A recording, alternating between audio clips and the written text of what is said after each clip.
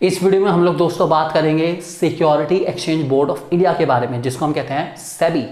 क्या होता है सेबी, क्या करता है, यह सब जानेंगे हम लोग। और इसके अलावा हम लोग जानेंगे सेबी के क्या क्या ऑब्जेक्टिव्स हैं और सेबी के फंक्शन क्या क्या हैं। बहुत ही इंपॉर्टेंट टॉपिक है हमारे पास सेबी वाला, इसको ध्यान से सुनेंगे दोस्तों। Security exchange board of India को बनाया गया था 12 अप्रैल 1988 में, और इसको नेशनलाइज, इसका जो राष्ट्रीयकरण होता है, मतलब इसको जो पावरफुल बनाया गया था या पावर से भर दिया गया था, वो भरा गया था इसको 30 जनवरी 1992 में। तब सेबी को मिला था एक ऑफिशियल स्टेटस कि वो पूरे की पूरी इंडिया की जो स्टॉक एक्सचेंज है उसको रेगुलेट कर सकता है, उसके ऊपर कंट्रोल कर सकता है और उसकी फंक्शनिंग को अपने बस में कर सकता है कि वो क्या फंक्शन कर रही है, क्या फंक्शन नहीं कर रही है, किससे डीलिंग कर रही है, किससे डीलिंग नहीं कर रही, कितने की डीलिंग कर रही है, कितने की डीलिंग नहीं कर रही, इन सब के ऊपर निगरानी रखने की जिम्मेदारी किसको दी गई है? बिल्कुल सही सोचें आप, सेबी को। अब दोस्तों हम लोग जानेंगे सेबी के ऑब्जेक्टिव्स के बारे में। 3 ऑब्जेक्टिव है हमारे पास सेबी के। सबसे पहला ऑब्जेक्टिव का नाम है रेगुलेशन फॉर स्टॉक एक्सचेंज। देखिए, स्टॉक एक्सचेंज की जितनी भी रूल्स रेगुलेशन होंगी, कितनी स्ट्रिक्टनेस रहेगी स्टॉक एक्सचेंज के अंदर, सारा डिसाइड करने की जिम्मेदारी है सेबी की। सेबी बताती है कि कितनी लिनेंसी देनी है और कितनी स्ट्रिक्टनेस मेंटेन करनी है स्टॉक एक्सचेंज के अंदर, ये सारी जिम्मेदारी है किसकी? सेबी की। इतना आपको ध्यान रखकर चलना है। दूसरा हमारे पास है दोस्तों प्रोटेक्शन टू द इन्वेस्टर्स। देखिए, इन्वेस्टर्स वो लोग जो पैसा लगा रहे हैं स्टॉक एक्सचेंज के अंदर और जिनका पैसा अगर नहीं रहा या जिनका पैसा डूब गया तो वो कभी स्टॉक एक्सचेंज का डील करने वाले नहीं है। तो इन लोगों को प्रोटेक्शन देने की जिम्मेदारी, प्रोटेक्शन बोले तो कोई भी कंपनी लोगों का पैसा लेके ना भाग जाए, इस बात की जिम्मेदारी कौन लेके चलेगी? सेबी। देखिए, कंपनी डूब गई, डिमांड सप्लाई से मैं मानता हूं, कोई बात नहीं भाई, रिस्क है, शेयर मार्केट है, रिस्क तो रहेगा। स्पेकुलेशन जहां है, सट्टा है भाई, सीधी सी बात है, कभी प्रॉफिट कभी लॉस चलता है, लेकिन कंपनी पैसा लेके ना भाग जाए, इस बात को इंश्योर करके चलना पड़ेगा किसको? सेबी को। कोई भी कंपनी अगर कोई भी फ्रॉडलेंट या मिस ट्रेडिंग या कुछ भी मिसलीडिंग प्रैक्टिसेस करके भाग जाती है तो उसको रोकने का काम और लोगों का पैसा वापस लाने का काम किसका है? बिल्कुल सही सोचें आप, सेबी का। इस बात को ध्यान रखके चलेंगे। और तीसरा आता है दोस्तों हमारे पास, जिसका नाम है checking the insider trading. Insider trading क्या होती है मैं आपको बताता हूं। अगर मैं कंपनी का ऑनर हूं, ठीक है, तो बीइंग एन ऑनर मैं अपनी कंपनी के शेयर्स को नहीं खरीद सकता, तो मैं क्या करता हूं, कभी कभार अपने किसी रिश्तेदार को इधर उधर करके, मुझे पता है मेरी कंपनी बहुत बड़ी डीलिंग कर रही है और उस डीलिंग से बहुत प्रॉफिट हो जाएगा कंपनी को, शेयर मार्केट में शेयर्स की डिमांड बढ़ जाएगी और रेट भी बढ़ने वाला है। मैंने अपने रिश्तेदार को लगाया फ़ोन, मैं कहा भाई इस कंपनी के शेयर खरीद ले, मेरी कंपनी के शेयर खरीद ले, रातों रात तुझे 10 गुना 20 गुना 50 गुना प्रॉफिट होने वाला है। उसने मेरी बात के करो ऊपर भरोसा और उसने सारे शेयर्स खरीद लिए और उसको प्रॉफिट भी हो गया। और बाद में हमने क्या करा, डीलिंग सेटल कर ली, 50-50 कर लिया कि भाई मैंने बताया था 50% मेरा 50% तेरा। लेकिन सेबी को पता चल जाएगा। सेबी जो है मेरी हर एक फंक्शनिंग के ऊपर नज़र रखी हुई है और साथ साथ मैं किससे बात करता हूँ किससे बात नहीं करता ये भी चेक करते हैं पूरी कि जो कंपनी के ऑनर्स हैं वो ऐसी मिसलीडिंग प्रैक्टिसेस में एंटर ना हो। इसको कहते हैं इनसाइडर ट्रेडिंग। और अगर मैं पकड़ा जाता हूँ ऐसी इनसाइडर ट्रेडिंग के अंदर तो मुझे भी और जिस रिश्तेदार को मैंने बताया था उसे भी सलाखों के पीछे जाना पड़ सकता है। तो ऐसी एक्टिविटीज अगर करेंगे तो कहाँ मिलेंगे? सीधा जेल में। खेल खेल में पहुंच गए जेल, तो बच के रहना है। इनसाइडर ट्रेडिंग से अपनी कंपनी को बचाने के लिए सेबी कुछ भी कर सकती है और ऐसी इनसाइडर ट्रेडिंग से इन्वेस्टर्स का नुकसान होता है, इसलिए सेबी इस बात को इंश्योर करके चलती है कि कोई भी इंसान मत करे, बिल्कुल भी ना करे क्या? Insider trading. इसी का नाम है दोस्तों इनसाइडर ट्रेडिंग। अगला टॉपिक हमारे पास दोस्तों आता है फंक्शंस ऑफ सेबी। सेबी के क्या क्या फंक्शन है हम लोग जानते हैं। सबसे पहले जो फंक्शन आते हैं सेबी के दोस्तों, उसको हम 3 कैटेगरी में बांटते हैं, जिनमें सबसे पहले का नाम हमारे पास आता है रेगुलेटरी फंक्शन, दूसरे का नाम आता है हमारे पास डेवलपमेंट फंक्शन और तीसरे का नाम हमारे पास आता है दोस्तों प्रोटेक्टिव फंक्शन।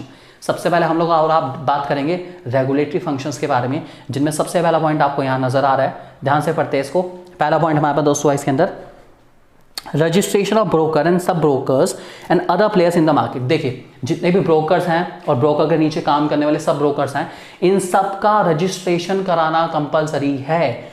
सेबी कहता है कि सबका रजिस्ट्रेशन होना चाहिए और सिर्फ वही लोग या वही ब्रोकर्स लोगों से डील कर सकते हैं जो सेबी में रजिस्टर्ड होंगे, बाकी लोगों को डील करने की परमिशन नहीं है। और अगर डील करते हैं तो वो फ्रॉडलेंट प्रैक्टिसेस में माना जाएगा, तो सिर्फ वही लोग डील करेंगे जो सेबी से रजिस्टर्ड होंगे।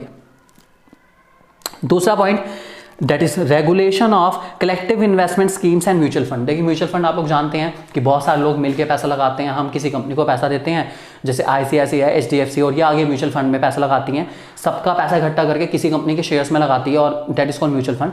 तो म्यूचुअल फंड की जो भी रेगुलेशन होगी, रूल्स रेगुलेशन होगी, कंपनी पैसा लगा रही है, किस किस से पैसा लेके लगा रही है, इन सब की रेगुलेशन भी कौन रखेगा? बिल्कुल सही सोचें आप, सेबी। ये भी सेबी की जिम्मेदारी है। अगला पॉइंट हमारे पास registration of stock brokers, portfolio exchange, underwriters, merchant bankers and business in stock exchange and another security market. देखिए जितने भी हमारे स्टॉक ब्रोकर हैं, पोर्टफोलियो एक्सचेंज, पोर्टफोलियो में जो बहुत सोच समझ के पैसा लगाने वाले हैं, जैसे हम लोग, मैंने किसी को पैसा दिया, वो इंसान बहुत समझदार है, वो सोच समझ के पैसा लगाता है, उसने कंपनी खोल रखी है कि वो इंसान सिर्फ शेयर्स में पैसा लगाने वाला है, हम उसे पैसा देंगे और वो आगे पैसा लगाएगा। तो ऐसे लोगों की ऊपर निगरानी रखने का काम, ब्रोकर के ऊपर निगरानी रखने का काम मर्चेंट बैंकर्स, बैंकर जो बैंक वगैरह है जिनमें हमारे अकाउंट खुले हुए हैं और जो डीमैट अकाउंट से लिंक है, उन सब की निगरानी रखने का काम भी किसका है? सिर्फ और सिर्फ सेबी का है। इस बात को ध्यान रख के चलेंगे। अगला हमारे पास है regulation of take over bids by companies. जब एक कंपनी दूसरी कंपनी को टेक ओवर करती है तो जो नाम चेंज होगा, जो शेयर चेंज हो जाएंगे, उसका भी ध्यान रखने की जिम्मेदारी किसकी है दोस्तों? हमारे पास रहेगी सेबी। इस ध्यान रखेंगे। अगला पॉइंट हमारे पास दोस्तों, calling for information by undertaking inspection, conducting enquiries and audit of stock exchange and intermediaries. जितनी भी स्टॉक एक्सचेंज में फंक्शन है उसकी ऑडिटिंग मीन्स उसका अकाउंट मेंटेन करना, अकाउंट को चेक करना और ये भी देखना कि उसके अंदर कहीं फ्रॉड तो नहीं है। ये सारा काम किसका है? सेबी का। ध्यान रख के चलना इस पॉइंट को। अगला पॉइंट हमारे दोस्तों, लिवाइंग फी और other charges for carrying out the purpose of this act. इन सब के लिए फीस भी चार्ज करेगा सेबी। फ्री में भैया कोई काम नहीं करने वाले हैं, फीस देनी पड़ेगी। और फीस कौन देगी? स्टॉक एक्सचेंज देगी फीस। किसको? सेबी को, क्योंकि उस सबकी सारी फंक्शनिंग को क्या कर रहा है? वो कंट्रोल कर रहा है। और last point, performing and exercising such power under securities contract regulation act 1956 as may be delegated by the government of India. तो ये जितने भी हमारे एक्ट है, सिक्योरिटीज कॉन्ट्रैक्ट एक्ट के अंदर जो भी रूल्स रेगुलेशन है, उन सबको पूरी तरह से कंफर्म करके चलने का काम भी इसका है, सेबी का। ये सारी जिम्मेदारी दोस्तों करती है सेबी अपने रेगुलेटरी फंक्शन के अंदर। अब हम दोस्तों बात करेंगे सेबी के डेवलपमेंट फंक्शन के बारे में। छोटे छोटे 3 पॉइंट है। सबसे पहले पॉइंट का नाम है training of intermediaries of the security market. जो ब्रोकर, सब ब्रोकर स्टॉक एक्सचेंज में डील करेंगे, उन सबकी जो ट्रेनिंग होगी, ट्रेनिंग में उनको सिखाया जाएगा कैसे काम करना है, रूल्स रेगुलेशन क्या क्या है, इन सब फंक्शनिंग को उनको बताना, ये सारा काम भी कौन करेगी? सेबी करेगी। उनको ट्रेंड एम्प्लॉय बनाएगी ताकि वो अच्छे से अपनी फंक्शनिंग को परफॉर्म कर सके। दूसरा पॉइंट दोस्तों हमारे पास आता है conducting research and publishing information useful to all market participant. ऐसी इंफॉर्मेशन जो सारी मार्केट के लिए बहुत ज़्यादा ज़रूरी है, यूजफुल है, उस इंफॉर्मेशन को कलेक्ट करना और लोगों तक पहुंचाने का काम भी इसका है, सेबी का। ये भी आप ध्यान रख के चलेंगे। और लास्ट पॉइंट दोस्तों हमारे पास आता है undertaking measures to develop the capital market by adopting a flexible approach. Capital market के डेवलपमेंट के लिए जितनी फ्लेक्सिबिलिटी लगा सकते हैं हम लोग, लोगों को टाइम देना सेटलमेंट करने के लिए, 3 दिन का, 5 दिन का, 7 दिन का, जो भी फ्लेक्सिबिलिटी होगी, वो सारी फ्लेक्सिबिलिटी के लिए भी काम कौन करेगा? हमारा सेबी। सेबी बताएगा कितने दिन की फ्लेक्सिबिलिटी देनी चाहिए, क्या करा जा सकता है कैपिटल मार्केट को और ज़्यादा ट्रांसपेरेंट बनाने के लिए, और ज़्यादा अच्छा बनाने के लिए, कैपिटल मार्केट को ग्रो कराने के लिए क्या करा जा सकता है, ये भी कौन बताएगा दोस्तों? सेबी। ये आप ध्यान रखे चलेंगे। अब दोस्तों हम लोग बात करेंगे सेबी के प्रोटेक्टिव फंक्शन के बारे में। जानते हैं सबसे पहला प्रोटेक्टिव फंक्शन हमारे पास, prohibition of fraudulent and unfair trade practices like making misleading statements, manipulations, price rigging etcetera. कोई भी कंपनी लोगों को मैनिपुलेट ना कर पाए, मैनिपुलेट मीन्स लोगों को पागल मत बनाए, प्राइसेस से रिलेटेड इंफॉर्मेशन को छुपाए ना, जबरदस्ती ना ऐसी बातें फैलाएं कि हमारी कंपनी का प्राइस बढ़ने वाला है। प्राइस रिगिंग का मतलब यही हुआ कि झूठी इंफॉर्मेशन ना पहुंचाए बिल्कुल भी प्राइस के मामले में लोगों तक। ऐसी सब चीज़ों के ऊपर निगरानी रखने का काम भी किसका है? सेबी का। यह ध्यान रखेंगे। दूसरा हमारे पास controlling insider trading and imposing penalties for such practices. अगर कोई भी इंसान इनसाइडर ट्रेडिंग करते हुए पकड़ा जाता है तो उसके ऊपर बड़ी स्ट्रिक्ट पेनल्टी लगाने का काम भी किसका? सेबी का। उसे जेल भेज देना चाहिए सीधा।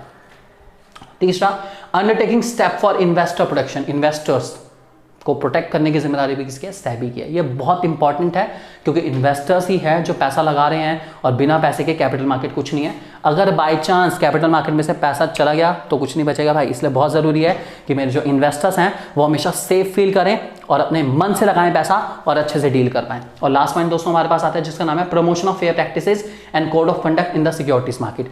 अच्छी फेयर प्रैक्टिसेस होनी चाहिए, code of conduct, rules regulation strict होने चाहिए ताकि कोई भी इंसान अगर उसको तोड़ता पकड़ा गया तो उसे पता होना चाहिए कि उसका कहाँ भेजा जाएगा, सीधा जेल में। तो जब तक स्ट्रिक्टनेस नहीं आएगी तब तक काम नहीं चल पाएगा। तो स्ट्रिक्टनेस लाने का काम भी इसका दोस्तों हमारे पास सेबी का है। ये तो दोस्तों हमारे सेबी की कुछ फंक्शंस जो मैंने आपको बताया। मुझे उम्मीद है आपको समझ आ गए होंगे।